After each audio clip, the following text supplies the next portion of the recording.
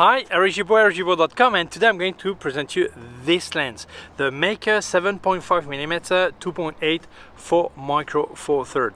It exists for other mounts, but I tested it with Micro Four Third. So let's start. Although on the box it says APS-C, this one is for Micro Four Third. I've got a sticker here somewhere that says Micro Four Third. Okay, so the difference is it's exactly the same lens. The only difference is the mount that is different, and obviously the angle it covers will be different. By the way, I reviewed the 3.5mm by Meike. I'll leave you the link here. It gave me circular pictures. This one is not circular, it's rectangle, ultra wide angle. As you can see on some picture I show you, I made this picture in Brussels about 3 weeks ago. Okay, so as you can see, the curve you see is fisheye. Okay, so the build is really great. Metal, completely metal, except the sunshade that looks plastic to me, but it's really hard. I've got almost the doubt. If I check the temperature, I think yes, it's plastic, but it's completely integrated. Really nice. It's a manual lens, so the focusing ring is here, really not too stiff, not too smooth, really nice, from 15 centimeters up to infinity, obviously, and that would be in feet, half a feet up to infinity. But infinity in feet and infinity in meter is more or less the same. Okay. Okay, and if we look at the aperture, it is clickable. Okay, it goes from 2.8 up to f16.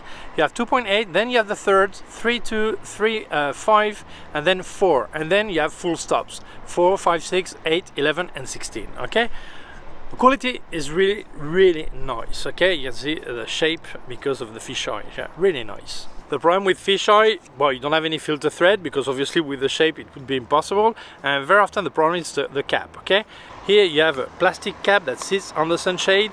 Maybe it's not stiff enough. Okay, in the back, make sure it doesn't come out. Okay, but still I think it works. Okay, in the back you have a plastic cap, rear cap. Sometimes they put metal. This one is all plastic, but that's not important. Oh, by the way, if you have not subscribed yet to my channel, please do it. There's a button on here, it's a small bell, so you get notified when I upload a new video.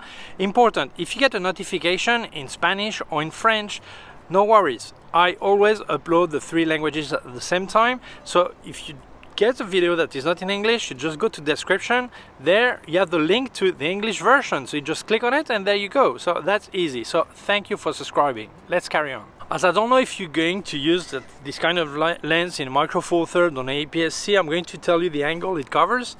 So in diagonal angle, it gives 190 degrees in APS-C and 146 degrees in Micro Four Third.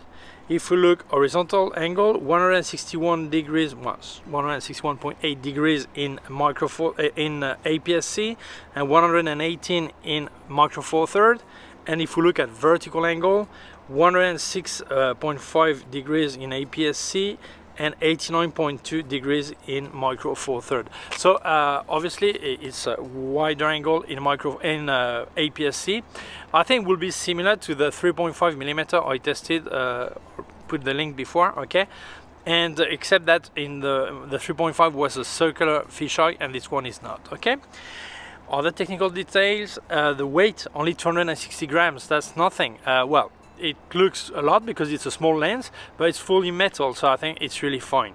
And great news is the price, $149 US. I think this is really cheap for what it gives. So far so good.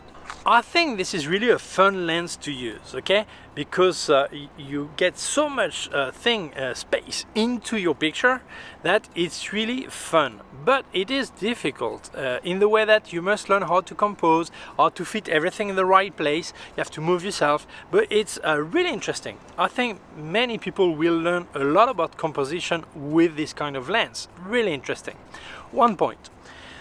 Maybe you check the results and you feel that the borders are not really sharp, but that's not the problem. The problem is you must realize that with such a wide angle, the corners may be that 1 meter away from you, and the center is maybe at 20 or 50 or infinity. Okay, so that means that if you have a really open aperture, then it's logical that even that close, the depth of field is not deep enough to have everything in focus. Okay, this depth of field is really deep, no problem. But still, if you're on 2.8 and you have something really close to you and the rest really far, you will see it and you will think it's not sharp.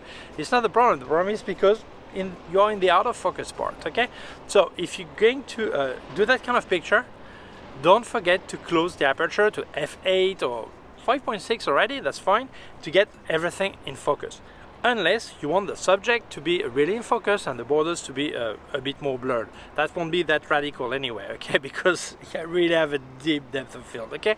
But still, so I think this is really funny, and also it's not easy to use. I still think it gives a good result for someone who wants to do something different. Immediately you get a result that is really different from any other kind of picture. So in this way, this is fun, okay? Sometimes people say, oh, that's original, but they mean they don't like it and don't want to offend you, and they say that, but it doesn't matter. Do as you feel, but you will see that this lens brings you many opportunities to work on composition, do things that are really radical, really different. I really liked it. So, my conclusion. Well, I think this is a really fun lens. So I think that everyone should have at least one lens that is fun to use and use it maybe as a hobby or maybe as a pro. Sometimes you want something different. And for that price, there's nothing to think about. I think it's really funny. So maybe you don't like that kind of pictures, but I was not a fan of fisheye lenses until I tried them.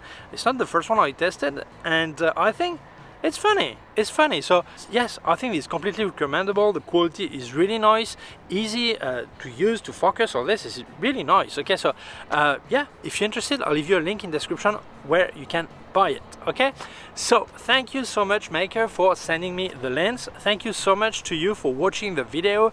If you feel it may interest other people, please share it on social networks. If you have not done it yet, please subscribe to my YouTube channel. There's a little button down here, so small bell. If you click on the bell, get notified when I upload a new video. My website, ericgibaud.com. If you have any question, can leave a comment below. I'll also leave you links of Meike on Amazon, links of everything I reviewed by K&F Concept, Sandmark and Flashes by Westcott, and also a link to my PayPal account in case you wanted to make a donation. Thank you very much. Please take care of yourself and see you soon. Bye.